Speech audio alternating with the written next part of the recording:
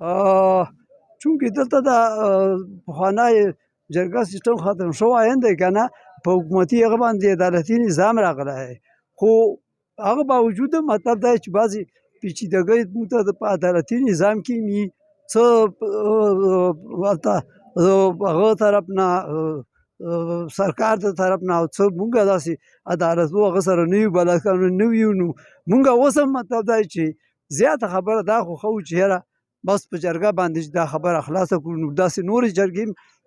د تاج محمد په نګرانۍ کې شوي چې مړي هم کې شوي دي که نه هغه یې هم فیصله کړي او دې کې خو مړی نه شوی خو زخمي او ډزې او دا کیسې میسې شوي دي که نه نو دا شکریه ده کوو بیا هم لکه څنګه چې مخکې ووي عدالتي نظام موږ یو خو مطلب دا چې عدالتي نظام ډېر زیات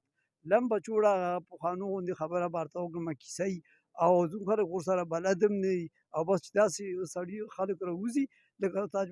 تاج محمد حاجي صاحب چې دا کیسه کړې نو موږ خلک دې ته خوشحاله کړو او دا خبره چلېږي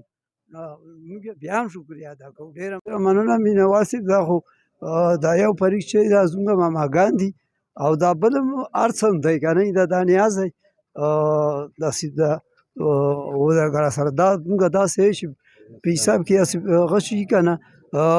ښه بدل یا چا یو چاري که چا سره کې چاته تګ سخت وي نو ورته وایي دلته یې کېنوئ که نه